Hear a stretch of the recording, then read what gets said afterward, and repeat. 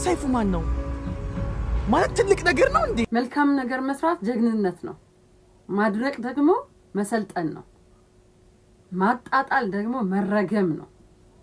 እንዴት ታውቀዋለህ?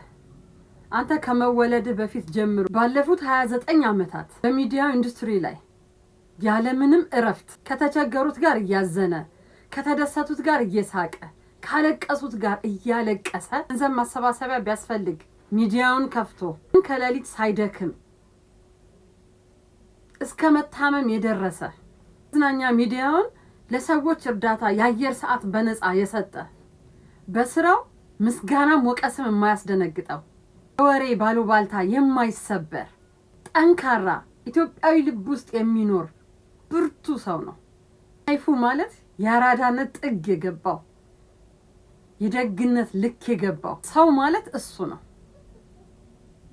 ወንድሜ አንተ ማለት በእድሜም ሆነ በአስተሳሰብ እንጭጭ ነህ። ሰይፉ ማለት አንጋፋ ኢትዮጵያ ውስጥ አሉ ከተባሉ ከፍ ያለ ደረጃ ያለው ምርጥ ደግ ሰው ነው። ወደፊት ስትበስል ይገባሃል። የሰይፉ ማንነት ወደፊት ስትበስል ይገባሃል። ያው አንተና እንዳንተ አይነቶቹ እስኪበስሉ ግን ያው እኛ ማራራችን ነው። እግዚአብሔር ትዕግስቱን ይስጠን።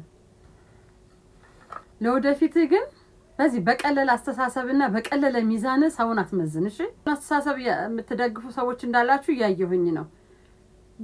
በምን አቅም ነው ሰይፉን የምትወቅሱት? አዶናይ ራሱ አሁን ማለት ያለብህ ቢያንስ በቃ ያንን መልስ የሰጠህበት ልክ ነው። መልሱን መስጠት አለመቅረብ መብት ነው። እሱ ጥሪ አቅርቦልሃል፣ አንተ አለመቅረብ መብት ነው።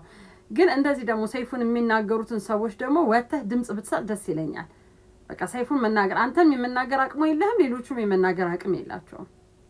እንደኔ መልካም ነገር አንተም ለሰይፉ መልካም ነገር ተናግረህ እንደዚህ አይነት ነገር አትበሉ በላቸው። ጀምር የሚሰራ ሰው አይወደድም፣ መልካም ሰው አይወደድም።